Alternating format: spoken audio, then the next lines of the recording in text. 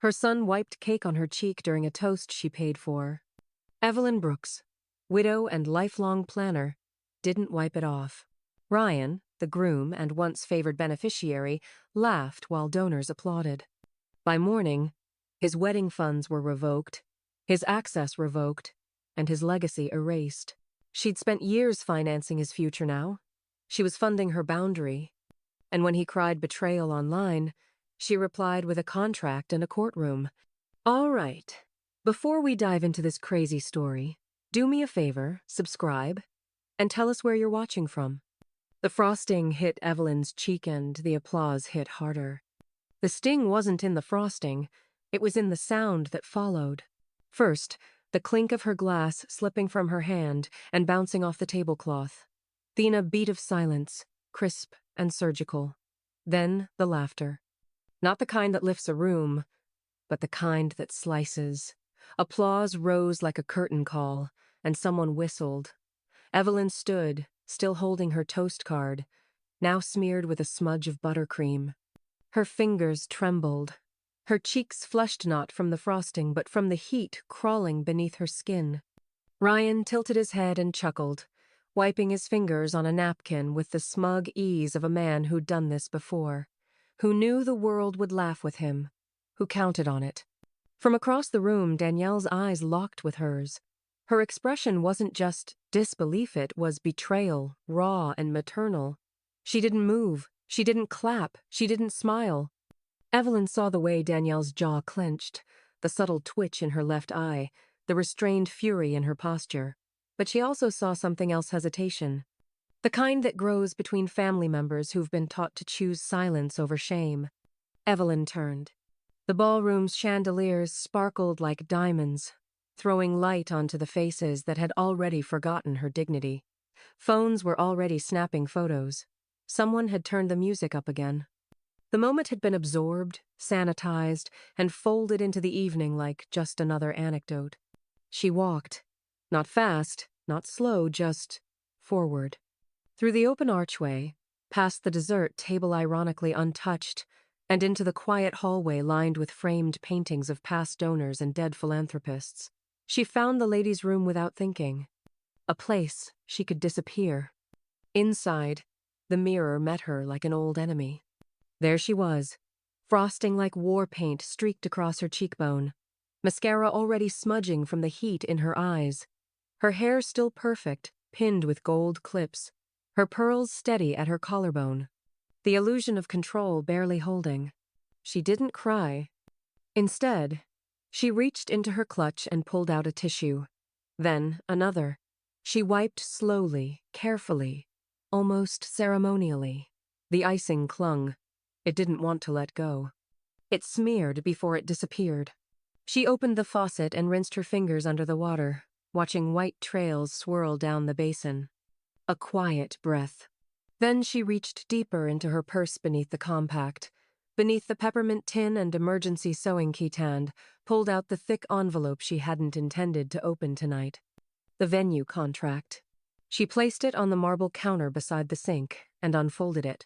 The gold-trimmed pages fanned out like a weapon. She scanned quickly. Her finger stopped at a clause she had highlighted weeks ago but never mentioned to Ryan. Never mentioned to anyone. A clause about cancellation authority. About vendor control. About whose name held the legal reins to the entire event. She looked up at herself again. Gone was the stunned hostess. Gone was the woman who laughed it off. What stared back was the one who had paid for every chair in that ballroom, who chose the menu, who put his name on the invite even when her instincts said not to. Her voice was low, steel wrapped in silk. Evelyn whispered to the mirror, "Let's see who laughs last." They mocked her, using her money. She had signed the deal. Now she would break it. Evelyn didn't go back to the ballroom. She left through the side exit near the kitchen, unnoticed by servers busy ferrying trays of tiny desserts. The night air hit her hard thick with coastal chill and the distant thump of music pulsing through the stone walls. Her heels clicked across the flagstone path as she reached her car. She sat behind the wheel, hands resting on the steering wheel, contract still pressed flat on the passenger seat. Inside her chest, something strange was stirring. Not anger, not humiliation. Resolve. She flipped on the dome light and leaned over the contract again. Her eyes scanned the document like a hunter reading a map. The legalese was dense, but her highlighter had found its mark. There, halfway down page 4, was the clause she hadn't understood until now. All sponsorships are contingent upon conduct deemed acceptable and representative of the venue's moral values. Sponsors reserve the right to withdraw funds upon any behavioral breach that brings disrepute to the event or its hosts. Her mouth tightened. He had used her money to humiliate her. In front of donors, friends, family. That breach was not just personal, it was contractual. She reached for her phone, thumb hovering only a second before pressing the name she hadn't dialed in 3 years. Halloran? The voice answered. Crisp, alert, even at 9:52 p.m. It's Evelyn Brooks. I need to talk business. Now. There was a pause, then the shuffle of paper. Go ahead. She read the clause aloud, then described what happened. Not emotionally, not editorialized, just facts. The smearing, the laughter, the contract's morality clause, and who signed the checks. When she finished, Halloran let out a low whistle. Unprofessional conduct in a sponsored event can absolutely count, especially if you're the sole benefactor and the subject of the incident. If you want to pull the money, you have the right. And legally, she pressed. You'll want it notarized. But yes, clean. No penalties if it's behavioral cause. I'll draft a confirmation letter you can attach to the withdrawal request. Email by morning. She hung up and sat still for a long moment. The same hands that had once written love letters and grocery lists now pulled out a notepad from her glove box. She started to write. The cancellation notice was precise, firm, emotionless. She wrote in ballpoint pen, her strokes deliberate, each word a boundary that hadn't existed yesterday. The next morning, Danielle arrived early, before sunrise. She didn't call first. She knocked, sharp and urgent, then stepped in without waiting. Don't, she said. Please, not yet. Evelyn looked up from her dining room table, where the letter sat ready and sealed. Her notary, a quiet woman in a brown cardigan, waited politely beside a steaming mug of chamomile tea. Danielle's eyes dropped to the document, then to the seal. You can't go public, she said. This will explode. Evelyn didn't blink. He humiliated me in front of 300 people. I know, Danielle whispered, her voice cracking. But if this goes wide, it'll follow him forever. I raised that boy. I'm not asking you to forget, but please, delay. I'm not going public, Evelyn said softly. I'm just canceling the money. Danielle's shoulders sagged in fragile relief, but Evelyn knew that wouldn't last. By 10 o'clock, the letter was notarized. By 11, it was scanned and uploaded. She clicked Submit Refund Request and watched the screen flicker. The message blinked green. Request received. She was about to close her laptop when an alert popped up, a new email. The subject line stopped her cold. Meeting requested by venue. Urgent. Refund request submitted. Immediate auto reply. Meeting requested by venue. The venue who clapped at the joke now begged for mercy. The mahogany door wasn't locked. That told Evelyn everything. She pushed it open with her fingertips and stepped into a room that reeked of overconfidence, thick leather chairs, a fireplace no one used, and framed photos of the owner shaking hands with mayors and minor celebrities. A bowl of pastel mints sat on the coffee table like a peace offering from a bygone era. The venue director, Charles Whitmore, rose too quickly. His jacket was creased at the elbows, his smile polished but unsure. Mrs. Brooks, he said, hands outstretched. I didn't expect you so soon. I don't wait well, she replied. He gestured to a chair, but she didn't sit. Instead, she placed her copy of the contract on the edge of his desk, unopened, untouched, like evidence in a trial. Charles cleared his throat and tried a warmer tone. Look, I understand emotions were high last night. Young people sometimes, they push boundaries. But everyone laughed, didn't they? It was light-hearted. Ryan meant no harm. Evelyn's eyes didn't blink. You applauded. He faltered. I thought it was part of the toast. You have to admit, it played like. She flipped the contract open to page 4 and began to read aloud. Her voice was precise, nearly clinical. Sponsorships may be revoked should the sponsor experience public humiliation, misconduct, or reputational harm traceable to an event hosted at this venue. She looked up. I believe the frosting counts. Charles gave a hollow laugh, the kind people use when they're about to beg. Let's not go nuclear, Evelyn. We value our relationship with you. How about a compromise? A partial refund? A public apology from Ryan drafted in advance, of course. I'm not here for closure, she said, her tone steel under velvet. I'm here for consequences. For a moment, silence filled the room like fog. Charles stood perfectly still, as if waiting for some offstage prompt that never came.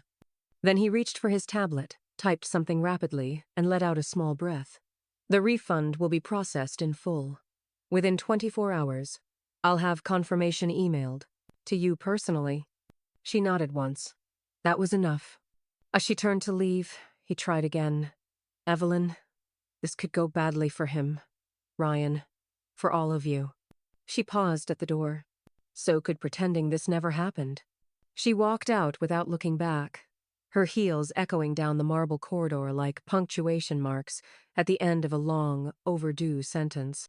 Outside, the afternoon sun had broken through the clouds, casting long gold shadows across the parking lot. She slipped on her sunglasses and didn't bother checking her reflection in the car window. There was nothing left to fix. Her phone buzzed before she could start the engine. A text. From Ryan. What did you just do? Text from Ryan. What did you just do? He weaponized the internet. She weaponized the law. It started with a post 4 sentences, 2 hashtags, and a photograph from the ballroom that made Evelyn's stomach turn. Ryan had captioned it with a bitter simplicity that belied its venom. My own mother sabotaged my wedding, took back her funding, humiliated me publicly. Guess blood doesn't mean loyalty anymore.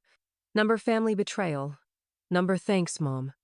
Within 30 minutes, it had over 600 comments. By noon, Evelyn's name was trending locally. She didn't speak. Not to the press, not to the neighbors, not even to Danielle, who called twice and texted 8 times. Instead, she sat in the sunroom with a pot of black tea, her laptop open, watching the flood unfold. She didn't flinch as she read the comments. She simply saved them, screenshotted each one, labeled folders with digital precision, accusations, threats, names of supporters, false claims, timelines. Half the commenters were furious on Ryan's behalf. The other half folder, women, lawyers, event planners, and a few sharp-eyed strangers weren't buying it. One woman wrote, "Why did your mother cancel? Sounds like there's more to this story. Post the full clip." Another simply posted a gif of a red flag waving. Danielle finally got through. Her voice cracked with exhaustion. You've seen it, right? The comments, the DMs. He called you unfit to handle money. Says you've got memory problems. Mom, people are saying you're manipulative. Evelyn didn't sigh. She nodded, even though Danielle couldn't see her. I know. There was a long pause on the line, then something softer. What are you going to do? Evelyn didn't answer. Not with words. Instead, she opened the folder on her desktop labeled Security Footage, Venue East Hall. She clipped the 28-second segment. Ryan reaching for the cake, the smug smirk, the frosting, the laughter that followed, the stunned look on her face.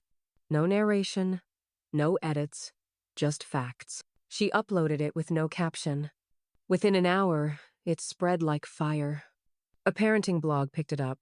A local event planner reposted it with the phrase, I've canceled events for less. The comments turned too fast for Ryan to control.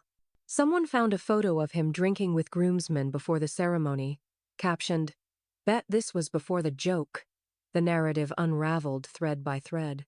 The public turned on Ryan. By midnight, the clip had reached the inbox of the Palisade Chronicle, a local news outlet hungry for human drama. A journalist named Clarice left a voicemail on Evelyn's landline. Mrs. Brooksweed, love to hear your side. She didn't call back, but she did open her email. And there it was, drafted and ready from Halloran's office. The defamation complaint. Formal. Unemotional. Undeniably legal. She pressed print.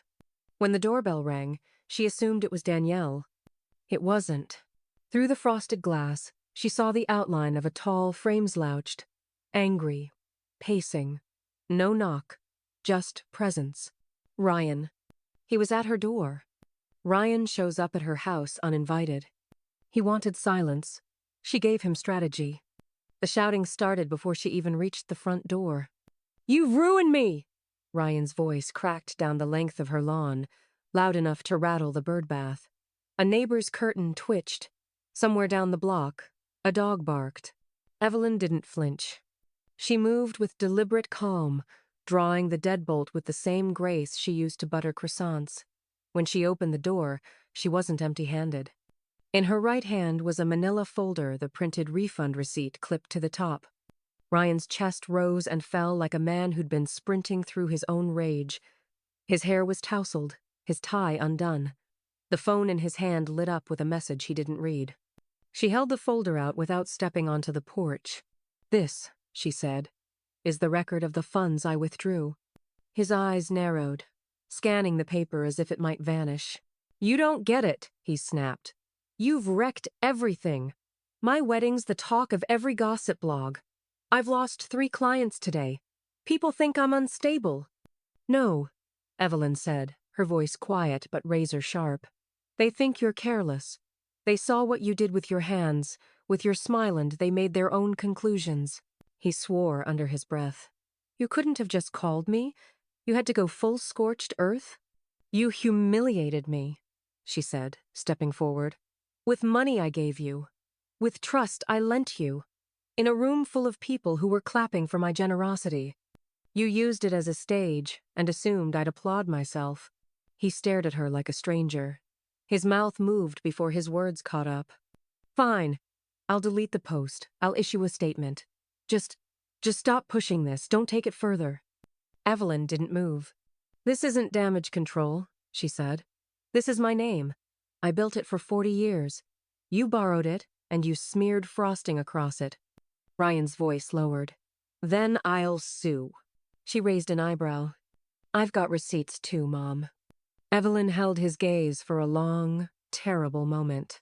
Then she stepped backward, placing the folder carefully on the hall table beside a vase of tulips. "Then sue me," she said evenly. "But if you do, I'll release the rest." He flinched, visibly. "What rest?" She didn't answer, just looked at him like a woman who'd seen more storms than he'd ever survived. The wind stirred the branches behind him, and for the first time, Ryan looked small, outmatched. He took a half step back from the threshold. "I just wanted a celebration," he muttered. "A real one." "You wanted a spectacle," she replied. "You got it." The silence that followed stretched too long, interrupted only by the faint vibration of his phone. More messages, more fallout. The doorbell rang again. Evelyn turned. Danielle stood behind Ryan, her car parked crooked in the drive, keys still in her hand. Her face was flushed, her voice strained. "Don't leave yet," she said to Ryan. Then she turned to Evelyn.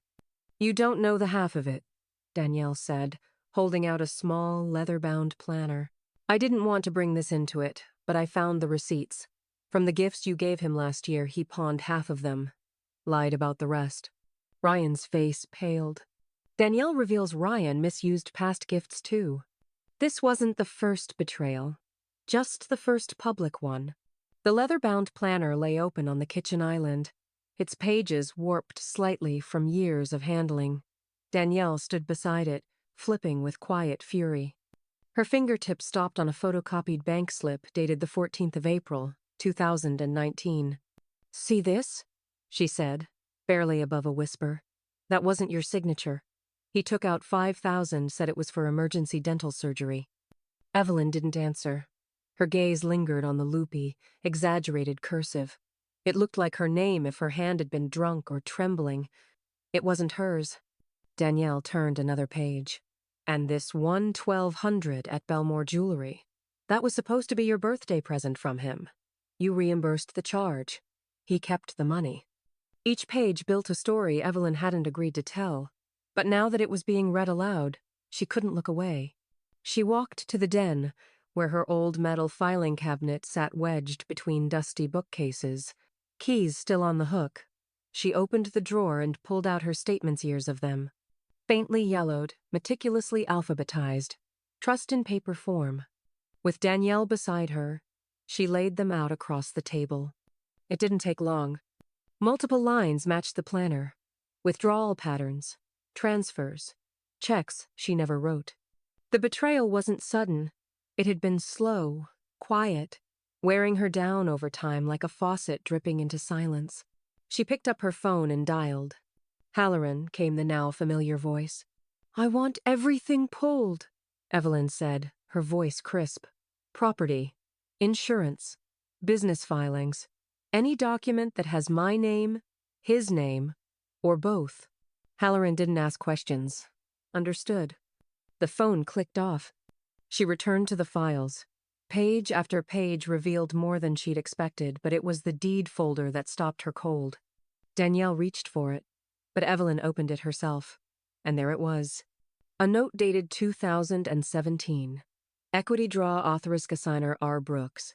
Her knees didn't buckle. Her hands didn't shake. But her breath caught, shallow and brief, as if she'd taken a step too far into cold water. He had borrowed against her house. The home she had built with George. The one she refinanced after his funeral.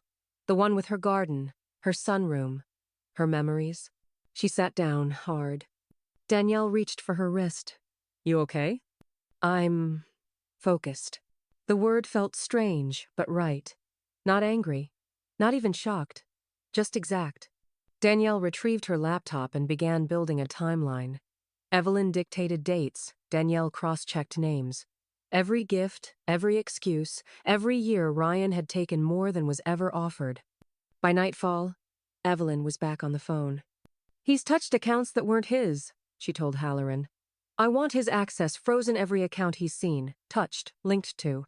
If I need a court order, get it drafted." "You're ready to file civil?" Halloran asked. She paused. "Yes," she said, not with rage, but with a startling calm. "I am." Outside, the porch light buzzed faintly. Evelyn moved to the window, watching the quiet street. Nothing looked different. Everything had changed. Her email dinged. Subject: Account alert. Unauthorized access attempt. Sender: Briar Bank Security. She clicked it open. "Dear Mrs. Brooks, someone just attempted to access your savings account ending in 1092. The attempt was denied. Please confirm if this was you." It wasn't. It was Ryan. Bank notifies Evelyn. Ryan just attempted to access her account. He thought she wouldn't fight. He didn't think she'd win. The next morning, Evelyn sat in her home office wearing a navy silk blouse and her reading glasses and outfit she used to reserve for investor calls and charitable board meetings. Today, it was armor. She moved through her to-do list with surgical precision. First, change every password. Email, bank, legal accounts, even her digital grocery app. Anything Ryan might have memorized during holidays or idle moments. Second, call Halloran. "I want a hard stop," she said. "An emergency injunction. He's trying to move through the cracks." By noon, Halloran had filed. "Ryan Brooks is now legally barred from accessing or modifying any asset in your name," he confirmed. "If he so much as tries, we notify the court." Evelyn thanked him, then hung up. She didn't cry. She poured herself a glass of water and sat at her kitchen table. The sunlight streamed in, golden and warm, and she felt it on her skin like something she hadn't felt in weeks, even if just for a second. Her phone rang. Unknown number. She hesitated, then answered. A voice young, shaken. "Mrs. Brooks?" "Yes. This is Rachel. Tomb Ryan's wife." Evelyn's spine straightened. Rachel's breath trembled on the line. "He won't talk to me. He says you turned everything off. The accounts are locked. The cards aren't working. We can't even buy groceries." "I'm sorry," Evelyn said, her tone cool but not cruel. "But that wasn't me." Rachel was quiet. Evelyn continued, softly but firmly. You're broke because of him. The call ended without goodbyes. Evelyn didn't feel triumphant, but she felt clean. That night, she posted a statement online. Just a photo of her garden-fresh tulips blooming in sunlight and a caption, "It's okay to draw the line, even when it's blood, especially when it's blood." Within hours, her inbox filled. Messages from women across the country. Some wrote in quiet gratitude, others in all caps. One simply said, "Thank you. I left him today." A financial abuse support group reached out. Then a legal advocacy blog. Then a podcast producer from the Women Who Survive series. "We'd love to have you speak," the producer wrote, "on boundaries, on dignity, on starting over when you never thought you'd have to." Evelyn said yes. 2 days later, she sat across from the host in a minimalist studio just, 2 chairs, 2 microphones, and the kind of warm lighting that made even hard truths feel safe. The host smiled. "Before we begin, I want to thank you. Women need to hear this story." Evelyn nodded. "I wish I'd heard it sooner." The host tapped her notes. "We've invited someone else, by the way. For balance. He accepted the invite just this morning." Evelyn blinked. "Who?" The host looked up, gently. "Ryan. Podcast host says, we also invited Ryan. He accepted. He came to lie. She came to end it." The studio was colder than Evelyn expected, air-conditioned into sterility, like a courtroom pretending to be casual. She adjusted the soft beige lapel of her blazer and reached for the water bottle beside her mic. Her fingers steady. Her files sat on the chair beside her in a tidy stack, labeled, time-stamped, highlighted. Ryan arrived late. He walked in like a man stepping onto a red carpet, sunglasses still on, button down slightly open, an Instagram smile pasted across his face. He greeted the host with a confident handshake, dropped into his seat across from Evelyn, and only then removed the glasses. "Hi, Mom," he said into the mic, voice syrupy. Evelyn didn't respond. The host cleared her throat. "We're live in 3, 2, 1. The intro music faded. The red light blinked. The podcast began. For the first 10 minutes, Ryan owned the floor. He spun stories how Evelyn had always been fragile, how she misinterpreted things, how the wedding incident was a misunderstanding blown out of proportion. He looked directly into the camera. "She's been vengeful, Petty. She wants to destroy my reputation for attention, for sympathy. She's addicted to the drama." Evelyn watched him, unflinching. When he paused for breath, the host turned to her. "Mrs. Brooks?" She nodded. "Ryan," she said softly, "do you remember Thanksgiving last year?" He blinked. "What does that have to do with—" She pressed a button on the small recorder in her lap. Ryan's voice filled the studio, tinny but unmistakable. "She's lucky I let her still be invited. Old woman thinks money makes her relevant. She's not my mother. She's a walking wallet." The room shifted. The host blinked. A sound tech's head snapped up. The silence was deafening and surgical. Evelyn didn't look at Ryan. She just spoke. "For every accusation you've made, I have documentation. Financial, legal, medical, recorded.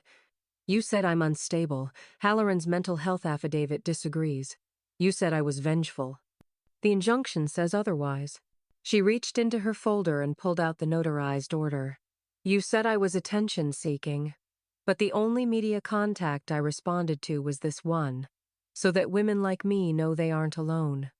Ryan stood up. "Still mic'd. Still live. This is a setup," he muttered. "You ambushed me." "No," Evelyn said, voice low and firm.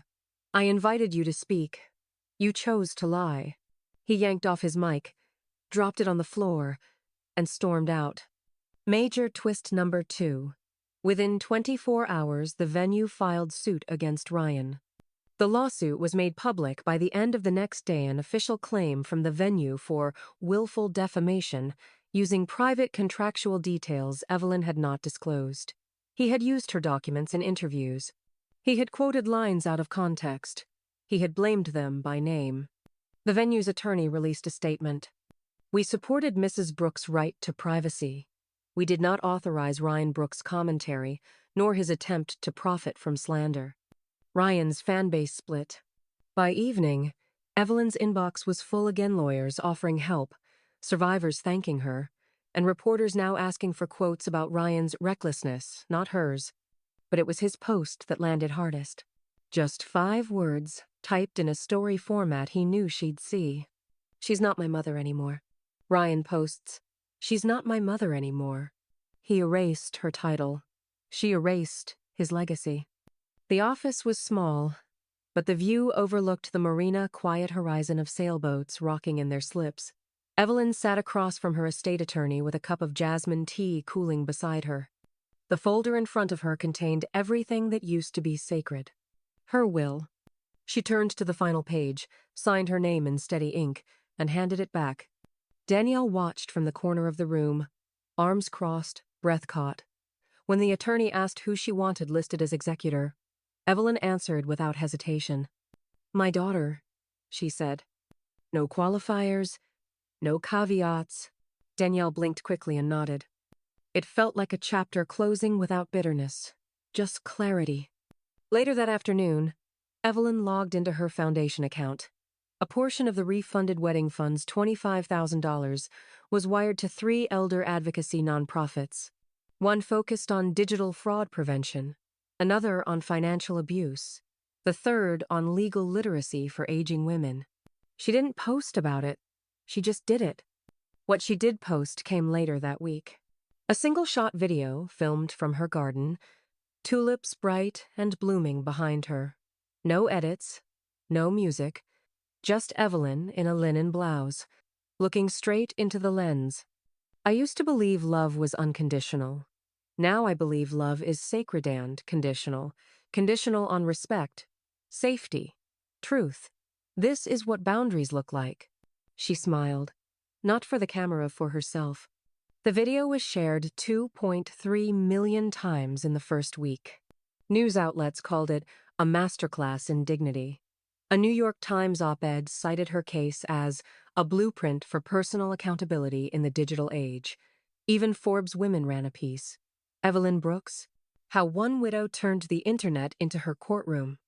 And in a quiet office downtown, an HR director at Ryan's firm clicked suspend access on his employment profile pending a formal ethics inquiry. The irony? Evelyn had never spoken to them. He had done that part himself. Danielle visited that evening with dinner from Evelyn's favorite Thai place and a bottle of red she'd been saving for a when this is all over moment. They ate in the sunroom, doors open, wind stirring the curtains. Danielle poured the wine and leaned in, voice soft. "You finally did it." Evelyn tilted her glass. "He removed my name.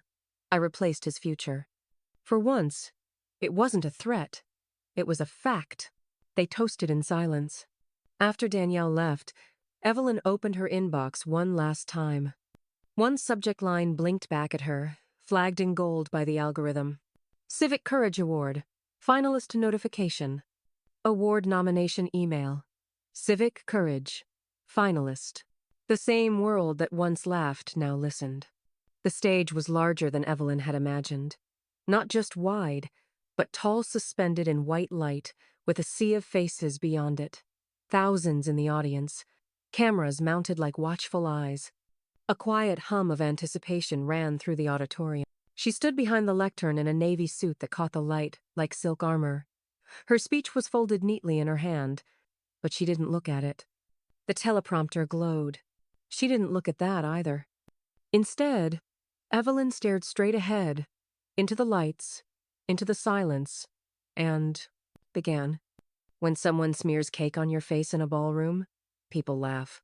Even you laugh, because we're taught that dignity is negotiable if it makes the room more comfortable. A rustle moved through the crowd. But I'm here to tell you, shame is not a family value. Silence is not tradition. And boundaries clear, firm, loving boundaries are not betrayal. Applause broke early, louder than she expected. She held up one hand. "Let it fade," she continued. "Some of us were raised to believe that keeping the family together meant losing pieces of ourselves. That love meant endurance. That motherhood was a contract with no clauses. Her voice did not tremble. I came here tonight not to shame anyone, but to tell you what happened when I stopped letting shame speak first. A standing ovation broke mid-sentence. Cameras flashed. Reporters scribbled. A woman in the second row wept into her program. When it was over, Evelyn stepped off stage to a line of producers, coordinators, and journalists crowding the wings. Everyone wanted a quote, a follow-up, an exclusive. She shook hands gently, smiled with grace, but when the microphones leaned in, she stepped back. "Let the speech speak," she said. "It said everything I needed to." She returned home that night to a mailbox overflowing with envelopes most congratulatory, some from strangers. But one stood out. Cream paper, no return address, handwritten in faint blue ink. She opened it slowly. Inside, a single-page note from Rachel Ryan's wife. It wasn't dramatic. It didn't beg for attention. Just a quiet line near the center. "You were right. I see it now. I'm sorry I didn't before." At the bottom, a line in careful cursive, "I hope one day my daughter has your strength." Evelyn folded the letter once and walked to her guest room. Inside the closet on the highest shelf was a wooden box labeled in gold pen, "Unopened Futures." It held other things, old baby shoes, a bracelet Ryan once made in kindergarten, a photo of Danielle holding a fourth-grade science trophy. She placed the letter inside, closed the lid, and sat down beside the box. She didn't cry. She didn't smile. She just breathed. The next morning, a knock at the door. A man in a dark jacket, envelope in hand. Delivery for Mrs. Evelyn Brooks. The paper was thick. The seal, real. She opened it slowly. Read it once, then twice. Legal notification. Ryan Brooks versus Evelyn Brooks. Alleged inheritance fraud. Ryan serves a legal countersuit.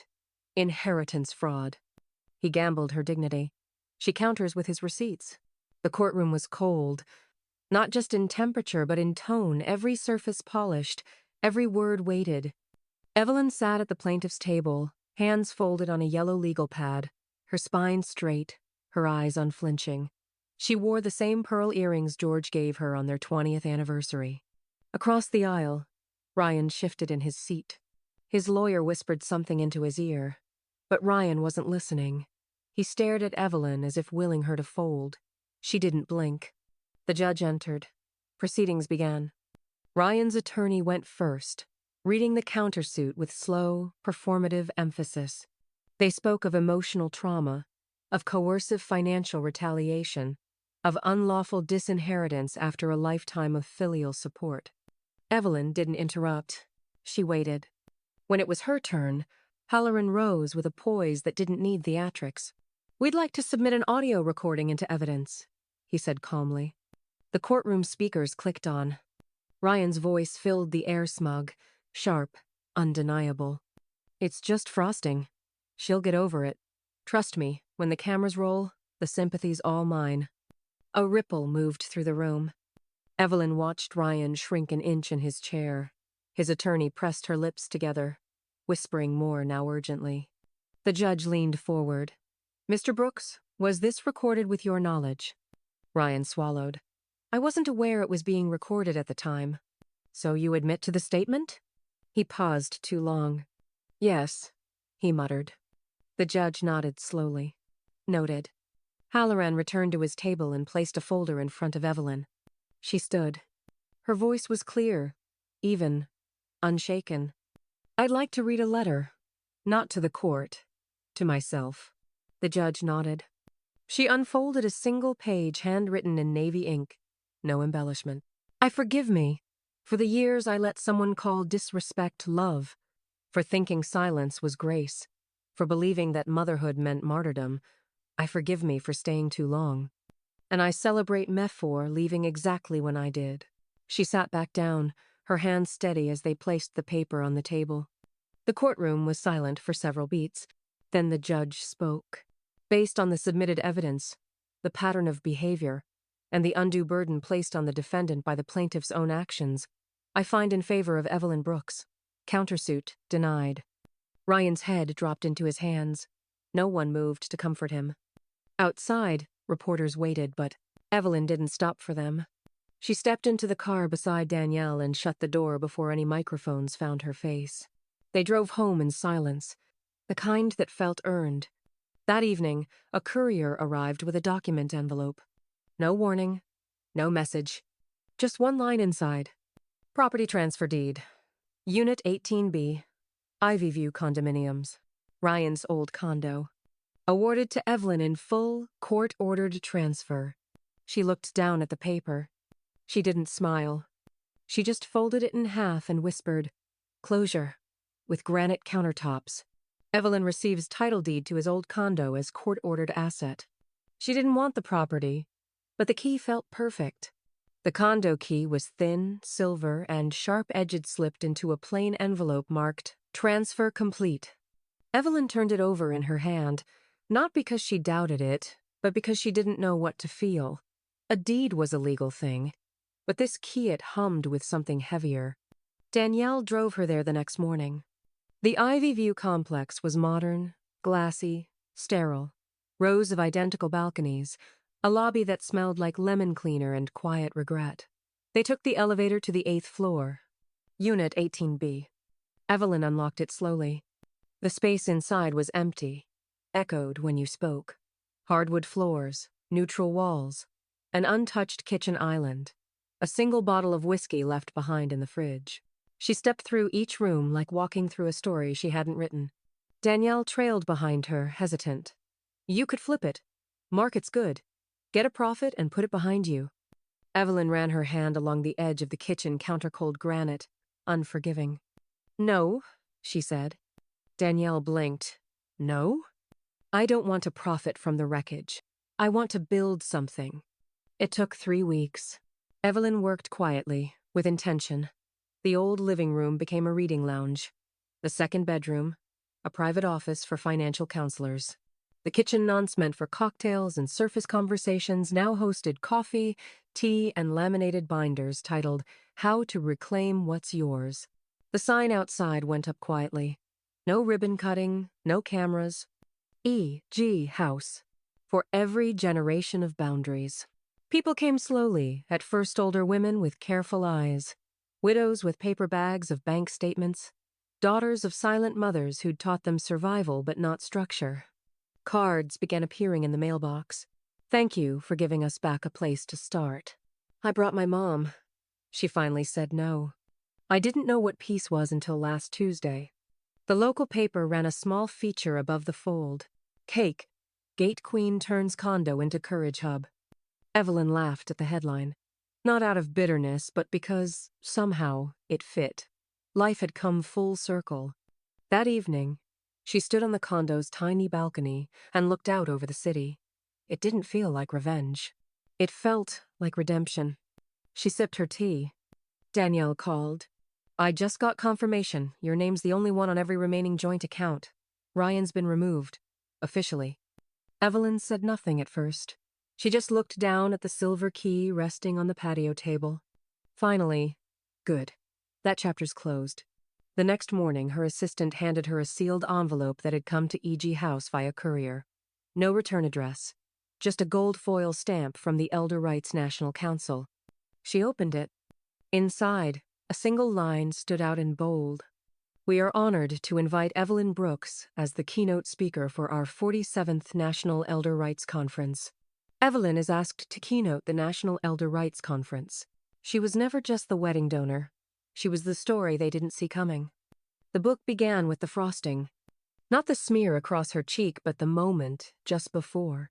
The pause in the air, the silence that followed, the laughter that wasn't hers. Evelyn wrote it exactly as she remembered, not dramatic, not softened. Just true. The manuscript title sat at the top of the page in crisp serif font. The cake was just the start. She typed the words each morning at dawn, seated in her sunroom with a pot of coffee, her robe belted, and the windows wide to catch the morning breeze. No ghostwriter, no dictation. Just her fingers, her voice, and the story she'd never thought she'd need to tell. By the second week, Danielle had quietly looped in her old college roommate, now a literary agent in New York. By the third, a major publishing house made an offer with a marketing budget. Evelyn said yes. But she kept the mornings for herself. The sunroom became sacred. Her phone stayed off. The only sound was the clack of keys and the occasional wind chime outside. She didn't rush. She didn't self-edit. She simply remembered.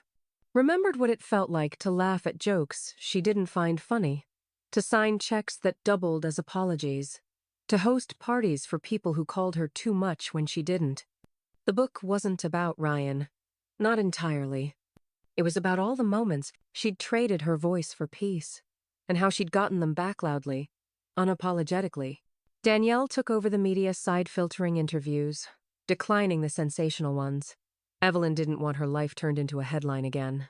Not unless she wrote it herself. Then the first chapter leaked. No scandal, no smear. Just the raw, honest opening pages I forgave myself first. Everything else followed. Within 48 hours, the excerpt went viral.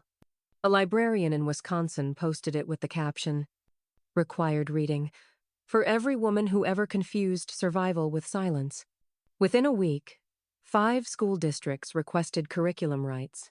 A college in Vermont wanted to teach it in their ethics course. A social worker in Phoenix sent a note that said, "We read the first chapter aloud in our women's shelter." No one blinked. One woman stood and said, "Now I know I'm not crazy." Evelyn read that line twice. She printed it and taped it above her desk. The final page took her the longest. She sat with it for 3 mornings, fingers hovering over the keyboard. Not because she didn't know how to end it, but because, for the first time in years, she knew the ending wasn't about him. Or even about her. It was about what came next. She wrote it slowly, sentence by sentence. A closing not of revenge but of reverence. For herself. For the ones still quiet. For the women who hadn't yet walked away. She typed the last word. Saved the file. Then she sat back in her chair, watching sunlight warm the windowsill, and whispered, "It's done." Evelyn finishes the final page. The louder they laughed then, the quieter they watched now. The line wrapped around the bookstore twice. Evelyn saw it from the car, window dozens of women in cardigans and sneakers, in heels and blazers, some with daughters holding their place in line. A few wore shirts that said, "Speak first, regret never."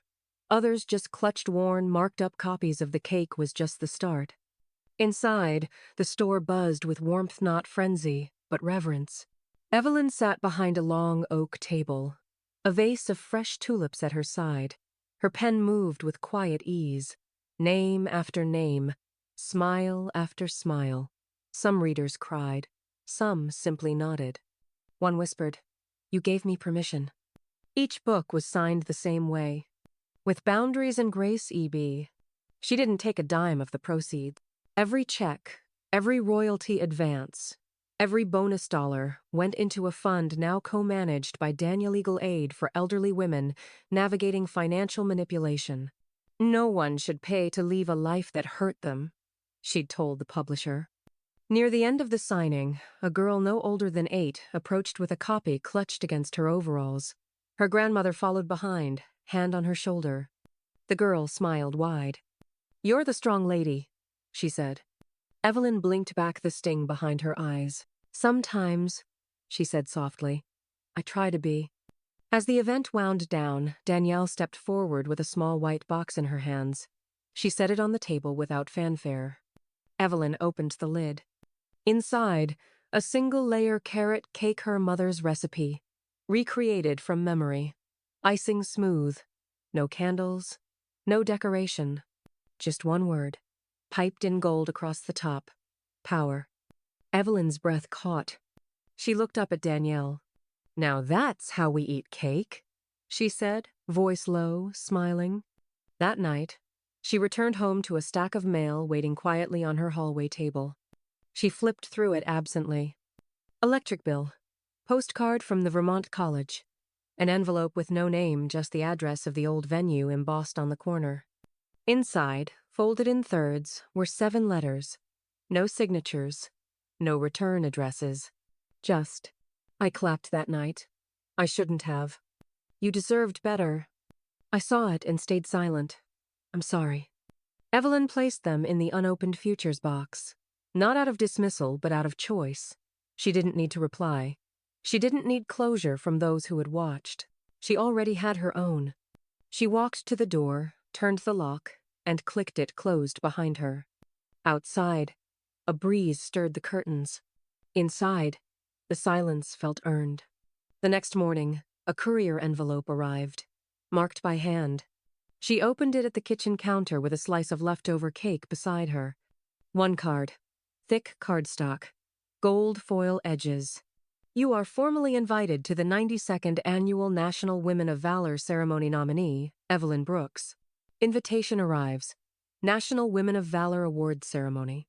They clapped when she was humiliated. They now stood for her rise. The ballroom was grander than the one from that night.